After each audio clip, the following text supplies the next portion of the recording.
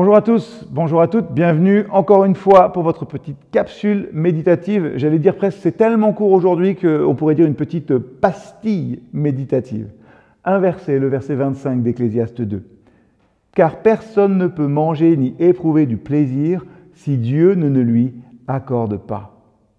Dans ce verset, l'Ecclésiaste nous rappelle l'importance de trouver la joie authentique dans les plaisirs simples de la vie et il se demande finalement, qui sinon lui-même peut réellement manger et jouir de ce qu'il a acquis.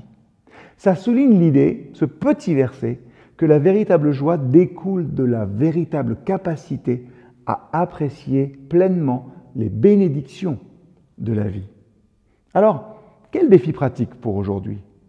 Commencez votre journée en vous engageant à être conscient de chaque moment.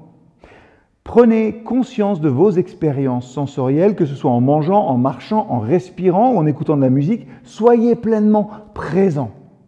Deuxièmement, trouvez un moment pour vous engager dans une activité que vous aimez réellement, que ce soit la lecture, la musique, le jardinage, que sais-je, toute autre passion, et accordez-vous du temps aussi pour vous immerger pleinement dans cette activité.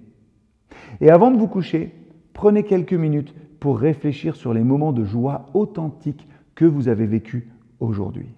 Qu'est-ce qui vous a apporté de la satisfaction et du contentement ? Personne ne peut manger ni éprouver du plaisir si Dieu ne lui accorde pas. En méditant sur la quête de la joie authentique, nous pouvons apprendre avec la présence de Dieu, en reconnaissant que c'est un don qu'il nous fait. Nous pouvons apprendre à apprécier davantage chaque instant de notre vie quotidienne. La joie n'est pas nécessairement liée, on l'a déjà vu, à la possession de biens matériels ou à la réalisation de grands exploits, mais elle réside dans la capacité à vivre pleinement chaque moment que Dieu nous donne. En développant cette conscience du don de Dieu qui nous donne chaque chose, en appréciant les petites choses, on peut cultiver une joie intérieure durable et une gratitude aussi pour les bénédictions de la vie.